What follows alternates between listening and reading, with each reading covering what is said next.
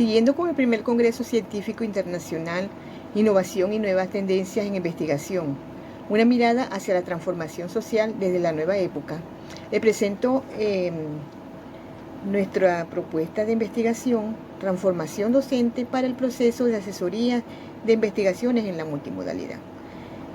Quienes habla la profesora Damaris Prieto y mi compañero Jackson Paredes me acompaña en esta fiesta pedagógica. Primeramente, es necesario saber que a raíz de la pandemia hubo una transformación docente en todos los niveles, en toda nuestra formación, que logró e hizo que saliéramos de las pantallas, de las aulas a las pantallas, para la continuidad educativa. El cierre de las escuelas hizo que saliéramos de nuestra zona de confort.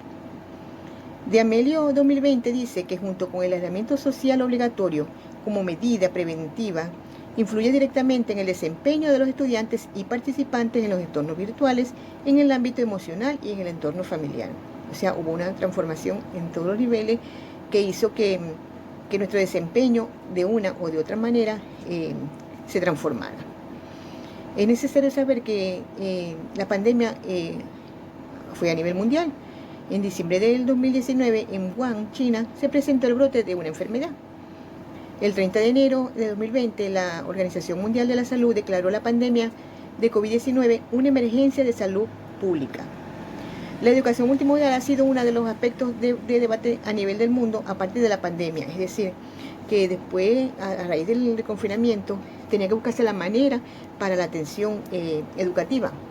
Una de los problemas que presentó el profesor, el docente en sí, era en saber cómo manejar las asesorías en la virtualidad, porque en ese momento cuando surgió la investigación, estábamos en confinamiento y los profesores tutores tenían esa dificultad para asesorar a los tutorados en cuanto a las investigaciones que realizadas, bien sea en tesis 1, tesis 2, en diseño de investigación, en metodología de investigación. O sea, se hizo muy difícil esas asesorías. Galindo dice que el asesor a distancia es un profesor designado por la universidad o por la institución que imparte la educación encargada de orientar, motivar y guiar al estudiante. Pero ¿qué pasó? Que se consiguió hubo una confrontación de cómo asesorar a los participantes en confinamiento.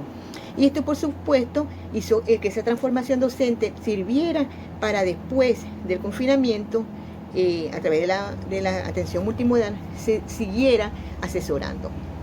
El propósito de la investigación fue conocer la transformación docente para el proceso de asesorías de investigaciones en la multimodalidad.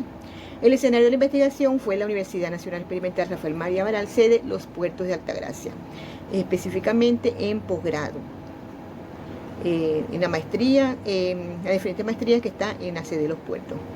Estudios previos sobre la problemática, como ya sabemos, está la UNESCO, que de acuerdo a su aporte del 30 de marzo, ya eran 37 los países y territorios de América Latina que habían cerrado las escuelas por la pandemia.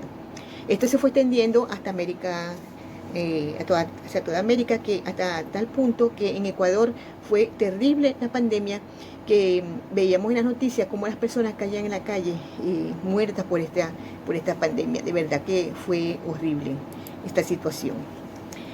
Ante tal emergencia sanitaria por la pandemia a nivel gubernamental y ministerial, en Venezuela se adoptan medidas a partir del mes de marzo del 2020 ante el esfuerzo común de preservar la vida. Se tuvo que suspender las clases presenciales. De allí que viene todo este proceso de transformación docente de todo tipo.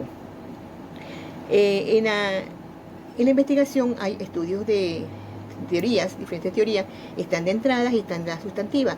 Las de entradas se toma en cuenta la teoría de motivación de Maslow, la teoría de aprendizaje de Piaget, la teoría de aprendizaje de Vygotsky. En la teoría sustantiva está la transformación, las definiciones por diferentes autores de transformación docente, asesoría de investigación, educación a distancia, la educación venezolana en tiempo de pandemia, la educación, un sector condicionado por la pandemia. Por otra parte, tenemos que el sendero metodológico. La investigación tiene un paradigma cualitativo, es diseño etnográfico. Las técnicas utilizadas fue la observación directa, la entrevista y se realizó una triangulación. Para el trabajo de campo se estudiaron los diferentes hallazgos en la que se estudiaron la transformación docente. Se obtuvo que la transformación docente fue deficiente, que las asesorías durante el confinamiento presentaban dificultades, que la educación multimodal se daba a medias y que el asesoramiento en la multimodalidad se daba con asentismo en la presencialidad. O sea, después que se terminó la pandemia, ya los participantes, los estudiantes no querían asistir a clases, sino que querían seguir sus clases virtuales. ¿Cuáles fueron estas causas? El confinamiento, la responsabilidad que tenían durante los estudios, limitación laboral, mala conectividad, inestabilidad eléctrica. También se tiene la poca capacitación docente que teníamos en ese tiempo para la atención, para salir de nuestra zona de confort.